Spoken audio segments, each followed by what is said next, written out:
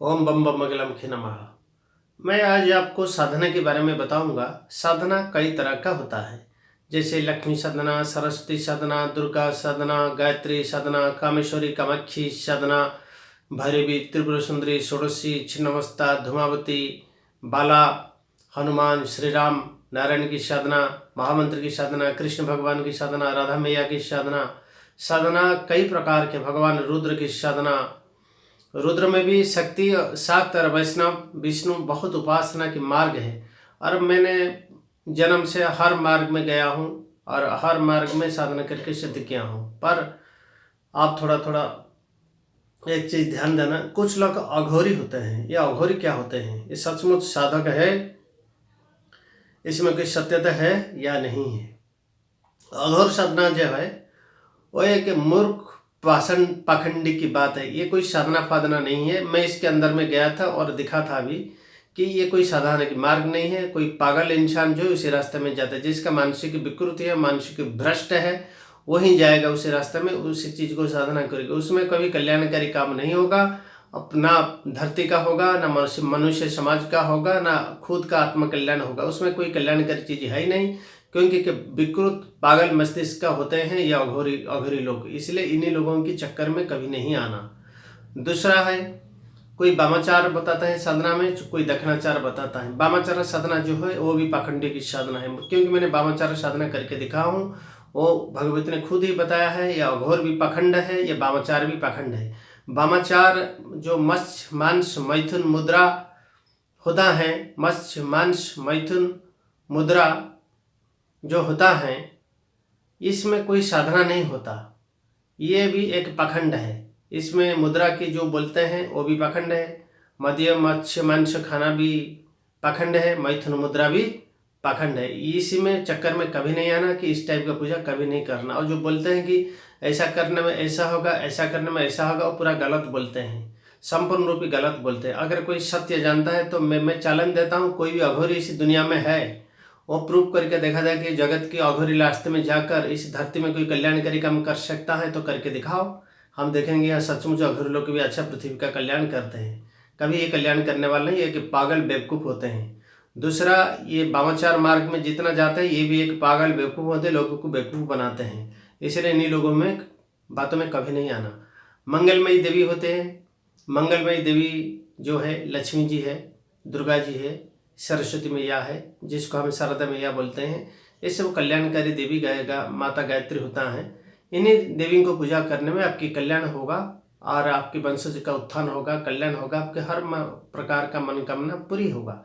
इसलिए इन्हीं देवी को पूजा की जाए तो अच्छा है। दूसरा है, हनुमान देवता में हनुमान और गणेश को पूजा करेंगे तो आपके हमेशा कल्याणकारी होगा। भगवान रुद्र शिव जी की पूजा हमेशा नहीं करना चाहिए।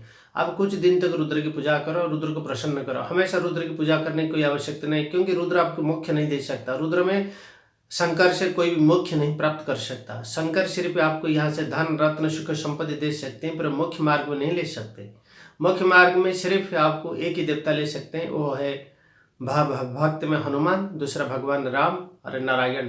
राम नारायण जो है आकाश तत्व, दूसरा लोक की वो देवता है, वहीं आपको दूसरा लोक को ले सकते हैं भगवान नारायण। इसलिए नारायण की उपासना हमेशा की जाए।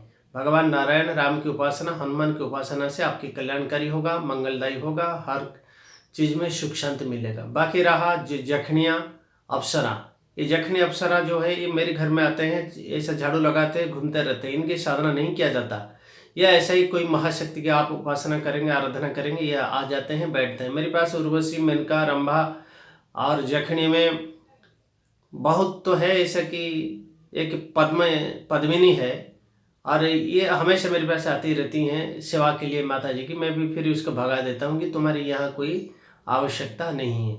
इसलिए आप पद्मिनी यखनी की भी कोई साधना करना चाहते हैं तो आपको करने की कोई ज़रूरत नहीं है। आप महामाया दुर्गा के अनुष्ठान कीजिए, माता गायत्री कीजिए, महालक्ष्मी की उपासना कीजिए, आपको सारी फल उसी में ही आपको मिल जाएगा। यार ये सब आराधना आपको दीक्षापूर्वक करना ही होगा। बिना दीक्षा से ब्रह्मांड का कोई रूल नहीं है। ब्रह्मांड का रूल है दीक्षा, गुरु दीक्षा क्रम में जाएंगे आपको साधना सफलता मिलेगा। ब्रह्मांड का रूल है, ब्रह्मा जी का रूल है कि उनके नियम के विरुद्ध आप जाएंगे आपको किसी भी सफलता नहीं मिलेगा। गुरु दीक्षा के बिना कुछ भी उपासना करें तो आपको कभी फल नहीं मिल सकता, क्योंकि ब्रह्मा जी ने एक रूल बनाया है। इसलिए ब्रह्मा जी का रूल को आपको मानना होगा, उसी नियम के आधार पर आपको आगे चलना होगा। इसके साथ मेरे पास और भी कई उग्र देवियाँ हैं, उनकी साधना आपको नहीं करना चाहिए। जैसे कि 10 महाविद्या में कोई भी देवी आपको साधना नहीं कर सकते आप। जैसे काली की हो, तारा की हो, बगला की हो, छिन्नमस्ता की हो, भुवनेश्वर की हो, धूमावती की हो, त्रिपुरा सुंदरी की हो, षोडशी की हो। आप कमला की कर सकते हैं, पर दीक्षा पूर्वक आप कमला की कर सकते हैं। तारा की उपासना कर सकते हो तो दीक्षा पूर्वक कर सकते हैं। बाकी ये जो उग्र देवियाँ हैं, आप इनको जाके फल फूल मिठाई ये सब दे सकते हैं, पर मंत्रों जप करना नहीं चाहिए। आराधना मतलब होते हैं मंत्रों में इनको जागृत करना नहीं चाहिए। आप फल दीजिए, फूल दीजिए, मिठाई दीजिए, भक्ति कीजिए, श्रद्धा कीजिए, वो अलग बात हो गया। पर घर में फोटो लगाना नहीं चाहिए कि इनके किसी भी मंत्र को जप करना नहीं चाहिए। फोटो इसलिए नहीं लगाना नहीं चाहिए, माँ जिस जगह में बैठा है अपनी सो इच्छा से ब्रह्मा जी के रूल के हिसाब से उसी जगह में बैठे, उसके मंदिर जाइए, उसे दर्शन कर लीजिए, उसको जो देना है दे दीजिए, पर मंत्र कभी नहीं जगाना चाहिए। मंत्र ही देवता का स्वरूप होता है। मंत्र को जगा लिया मतलब आप किंग को कोबरा को जगा लिया, उसकी पूंछ में अपना हाथ लगा दिया। इसलिए मंत्रों में देवी से उग्र देवी के मंत्र में कभी भी जप करना नहीं चाहिए।